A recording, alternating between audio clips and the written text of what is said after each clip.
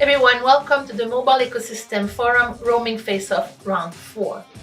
7 roaming superstars, 3 minutes and 1 question will give you a view of what the roaming business model might look like in a 5G world.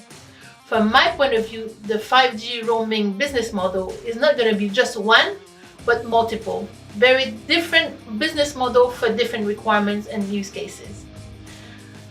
Roaming superstars, the floor is yours. What do you think the roaming business model will look like in the post-5G world?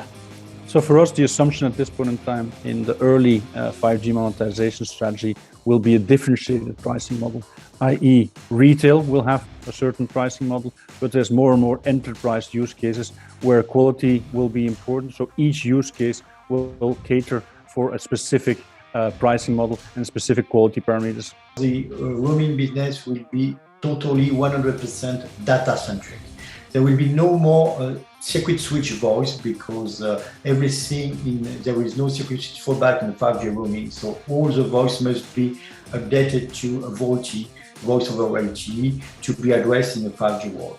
And it's even emphasized by the 2G, 3G sunsets that we are starting to see in North America, starting in early 2022. It will be a little bit analogous to what happened with SMS, where the SMS revenue was being generated by the retail subscribers to begin with.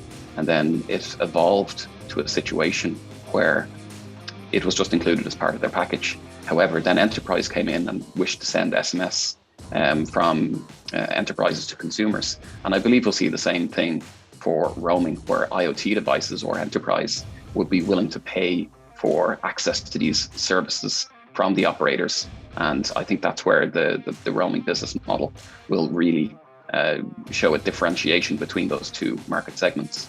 What I could foresee are differentiated pricing models depending on the quality of the service that is being provided. But this, of course, brings us again to discussing the neutrality of the networks and how this matches with this whole new context. So I could understand that there are business cases that would need to be prioritized in the network, but how does this comply with the current regulation? I think that in this context, the industry and the regulators still have some homework to do to align the regulation to the new context that is about to happen. I think offering the best wholesale roaming arrangement will be key, resulting to aggressive retail proposition and having basically our subscribers using YouTube, Netflix, all those applications in the roaming scenario using the latest technology. I think that will be really key. 5G is going to bring a couple of new changes. One of them is going to be driven by security. Obviously, all of these security components, the way of working between different roaming partners should be reevaluated. On the other hand, not only in the domestic, but also in the roaming environment, mobile operators should provide different network slices and quality propositions. It has to be wider, more scalable bandwidth.